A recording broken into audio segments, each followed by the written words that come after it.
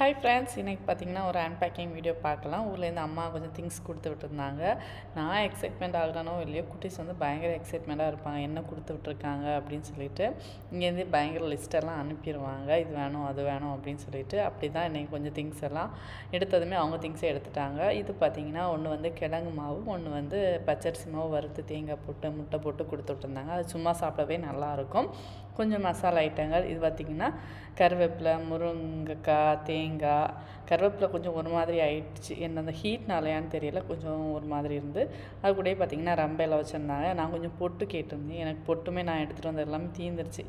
அப்படி பார்த்திங்கன்னா nail polish ஊரில் வந்து மண்டக்காட்டு திருவிழா வந்துச்சுல, ஸோ வந்து குட்டி பாப்பாக்காக வந்து நிறைய கலர்ஸ் வந்து வாங்கி வச்சுருந்தாங்க. அதையுமே கொடுத்து விட்டுருந்தாங்க. அப்படியே பார்த்திங்கன்னா நமக்கு ரொம்பவே தேவைப்படக்கூடிய கலண்டர் இங்கே வந்து எனக்கு கிடைக்கல. ஸோ வந்து ஊர்லேயே சொல்லி வச்சுருந்தேன், எடுத்து வச்சுக்கோங்க, இங்கே ஏதாவது வேறு வரும்போது கொடுத்து விடுங்க அப்படின்னு சொல்லிட்டு. கொஞ்சம் ஸ்நாக்ஸு அப்படியே பார்த்திங்கன்னா இடியப்ப மாவு. இது பார்த்திங்கன்னா புளியமுத்து தான். நம்ம 90s 80s கிட்ஸ்க்கெல்லாம் உள்ள ஒரு பெரிய ஸ்நாக்ஸ்னே சொல்லலாம். புளியமுத்து வறுத்து கொடுத்து விட்டுருந்தாங்க. அதை வந்து உடச்சி சாப்பிட்றதுக்கு சும்மா வாயிலே போட்டு சாப்பிடும்போது டேஸ்ட் நல்லாயிருக்கும். ஊற வச்சு சாப்பிடும்போதும் நல்லாயிருக்கும். யாருக்கெல்லாம் பிடிக்கும்னு சொல்லி கமெண்ட்டில் சொல்லுங்கள். பாய்.